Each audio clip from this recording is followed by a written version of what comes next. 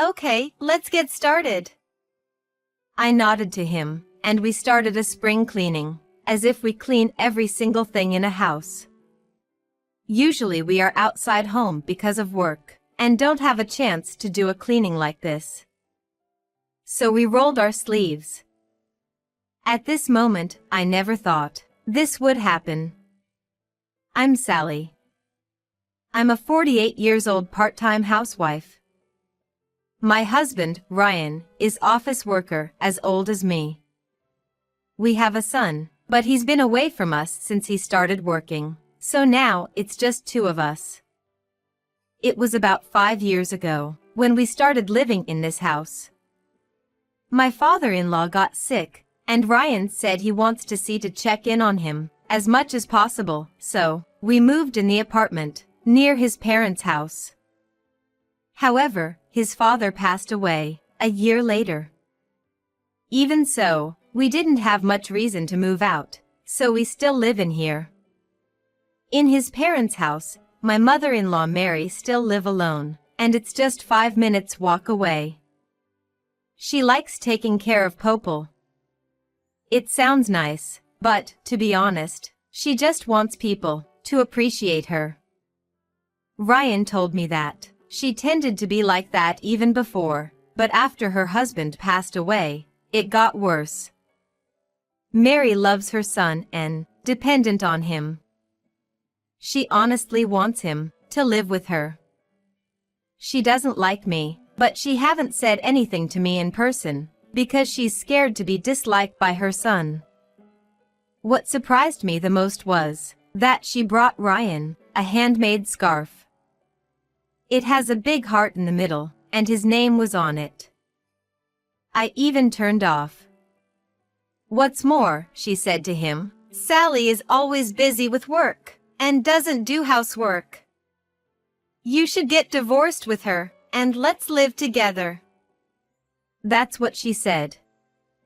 However, Ryan didn't like her being so pussy and trying to gain his favor, so he told her to leave us alone. After that, I think it got better a bit. It seems that she didn't want to be hated by him. That is not the only reason why she is annoying to me. The other day, Mary said, my friend's friend gave me, so this is for you, and brought me a lot of vegetables. But it looked clearly spoiled, and I can't use for cooking. I tried to refuse them with respect, but she said, are you trying to embarrass me?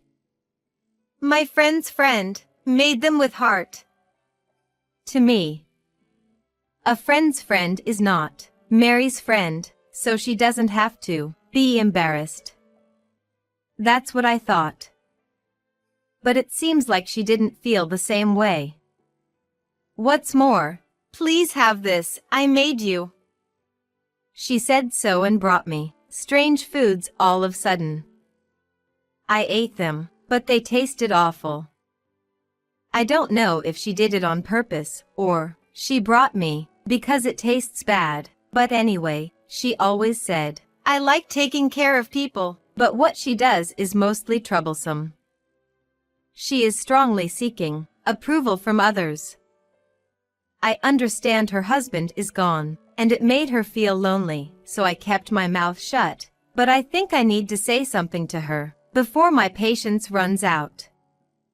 Anyway, those things have happened, and I told Ryan a few days ago. Mary should stop coming to our house without notice, right? Especially, she often brings food without checking with me in advance. I'm little annoyed by this. Will you say something to her, please? Then, he, who spends less time at home than me, said, really? I thought she has always come with short notice. He looked surprised. Next day, I got phone call from Mary during work. She usually doesn't do that, so I thought something bad happened, and I answered immediately. Then, Sally? I'm going to make curry tonight, so what time are you going home? I will bring it to you. she said to me on the phone, and my mind went blank. No, that's not what I meant. Probably, Ryan told Mary about what we talked yesterday. I didn't say, bring me food after telling me. What I really wanted to say is, don't come without notice, and I don't need your refreshments. But probably, Ryan said so to her. I also told her that I have to work overtime tonight, so I don't know what time I can leave, and I have leftover, so she doesn't have to bring food. However, okay then, I will leave them in front of the door. She said so and ignored my refuse, and she hung up the phone. And when I went home, I found curry in container was placed by the entrance. I don't know when she put it. The container was directly placed on the ground. I'm worried about sanitary conditions. I don't even want to eat it all. I thought I need to tell Ryan what exactly happened. I talked to Ryan, who came home a little later me, about what happened today. And then he said, "What? I didn't tell my mom yet about what we talked. I was gonna talk to her on weekend." It's strange, because I thought he already talked to her. From that day, when I said, "Will you go to the supermarket tomorrow with me because there will be a Time-Lite sale?" To him, I run into Mary in the supermarket, and when he told me, I got movie tickets. The evening this weekend. And then, we run into her in movie theater. How strange. Every time that happened, I asked her how she found out where we are, but she just said, "Bues, I've heard about sale, because I've heard this movie is good." Same as before, she often comes to my house. I tried to bring my phone with me at all time, because I thought, maybe she uses my phone when I am away, but nothing has changed. We thought, it's kind of creepy, but we still don't know why. And the day we started a spring cleaning. Okay, this is the last. We cleaned our bedroom at last, and we found something on the outlet, which we don't usually use. We knew there's outlet in the corner of the room, but we don't usually use outlets in the bedroom, so we didn't need that. However, something we don't know was on outlets. We wondered, "What's this?" And Ryan held it in his hand and pulled out. He stared at that thing, and his face went pale. I didn't know what was happening, and looked at him with a frowning face. And he put the thing on the floor, and made a gesture to me to get out of the room. I left the bedroom and went to the living room, and he whispered to me, "Maybe that was eavesdropping device." What? To his surprising word, I frowned my eyebrows. Ryan asked me one more time if I recognize that thing, but I don't recognize it all. I remembered, Ryan and I watched TV together, and that program was about eavesdropping device. It said that it is the common case. And eavesdropping device was in our bedroom. It means somebody went into the room. Who on earth did that? For what? Ryan and I looked at each other and discussed if we should call the police. When I was so disgusted and scared by this, the doorbell rang. The visitor was Mary. "Hey, take this, Ryan. Sweater, it's been cold outside. This makes you warm. You should wear." Mary gave a sweater to Ryan with a smiley face. "What's more," she said, "you can't catch a cold again, right?" When I heard this, I wondered maybe. I made her go home, saying, "We are in the middle of cleaning, and when it's done, we will wax the flue. It takes more than half a day. So we will stay at a hotel tonight." After that, when I talked to Ryan, he said he feels the same way. "Should we call the police?" even if she is a part of a family. I whispered to him. He frowned as well. But if we call the police, it is embarrassing. And we still don't know the purpose. We suspected that Mary did this. We had so many questions, like, how did she get into the room? What did she do it for? But lately we run into her a lot at the places where we talked about in the bedroom. And I also wondered why she know that Ryan caught a cold, because we didn't tell her in person. We assumed that she is the one who did this, but before we ask her or call the police, we need proofs that she did this. After some discussions with him, he came up with some ideas and said, "You can leave it to me." Then he headed to the bedroom. He moved eavesdropping device to another room and plugged it to outlet. He covered it with newspaper and put a fan in front of it. I didn't know why he did it, but he got out of the room and explained to me. Cover it with newspaper, and wind hit to it, then eavesdropping device catches noisy sounds. If she hear that sound, she must think it broke. It makes sense. If she thinks it's broken, she must come to fix it. Let's wait and see for a few days. If she visits here, by making some excuses, she might get into the room, secretly. If that happens, we can witness and make things clear. We thought it would be better to wait and see for a while, but the incident happened sooner than we expected. I told Mary before that we stay at a hotel, but considering the situation, we decided not to wax, and canceled all plans and stayed at home. At midnight, I heard the entrance door opened. Ryan and I were surprised, and looked at each other. And the door of the bedroom opened. At that moment, I turned lights on. Mary was standing there. "You said, you guys stay at a hotel tonight." She said so and looked frozen. I said, "I canceled plans. Because eavesdropping device was found in this house. We did some work and made it look broken. So, we thought the criminal might come to check." When I said so, she stepped back. However, Ryan didn't miss it. He took the key from her hand. "I didn't give you a spare key, right?" he said to her, and her face went pale. "Oh, I thought you got into the bedroom when you visited this house, but you did it with a spare key and put eavesdropping device, didn't you?" I glared at Mary. She was like, "What are you talking about?" So I brought eavesdropping device. We covered it with newspaper, sent wind by a fan. If you heard, it must be noisy sounds. You thought it's broken and came here to check, right? I said it strongly, but she turned away and said nothing. I was getting frustrated.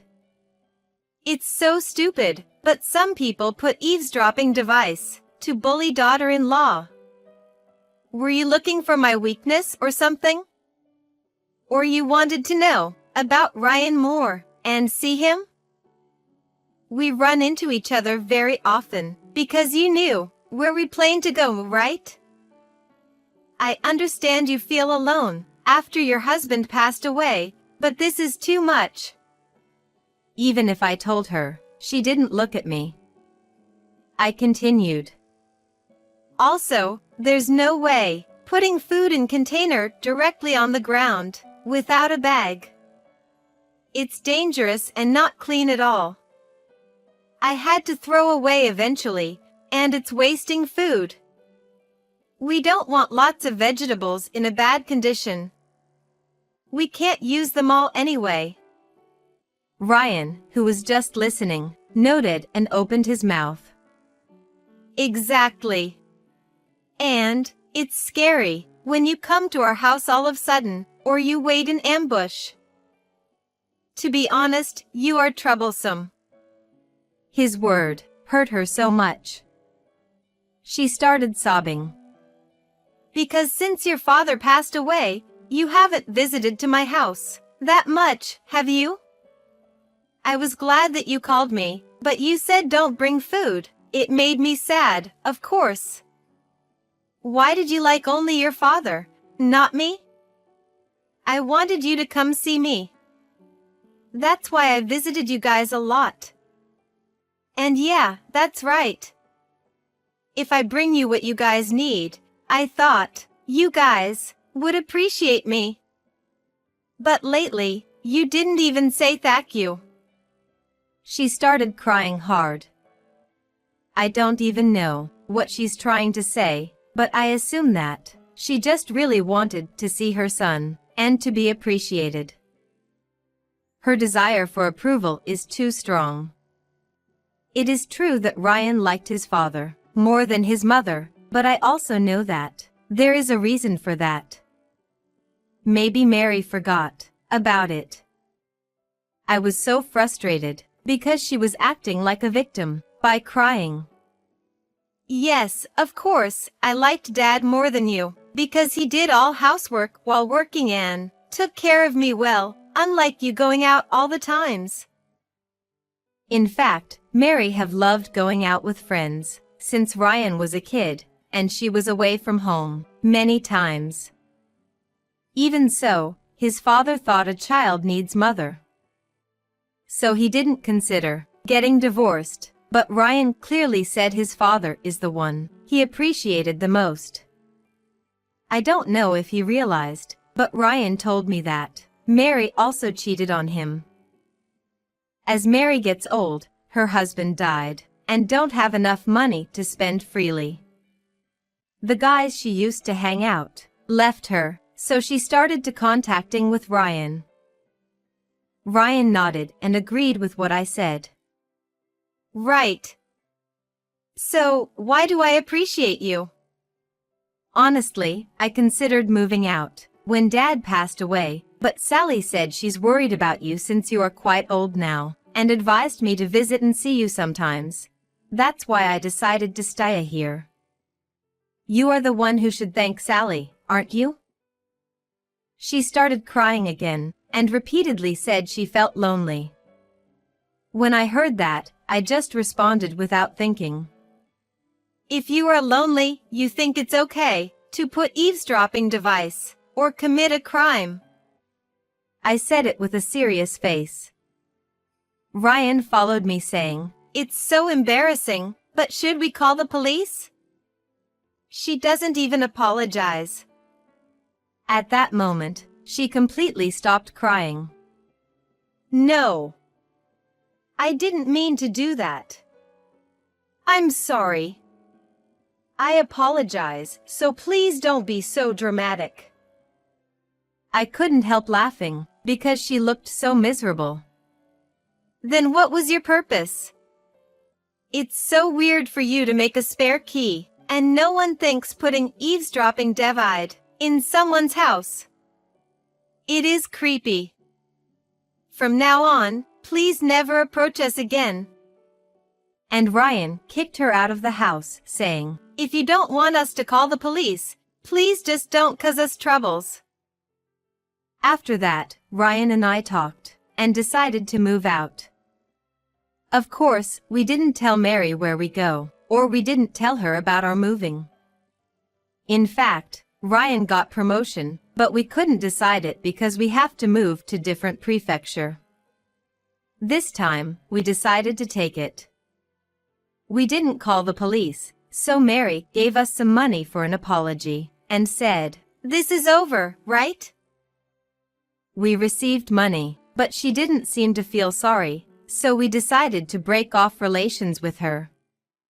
We asked the lawyer to make documents, and gave them to Mary, and we moved out.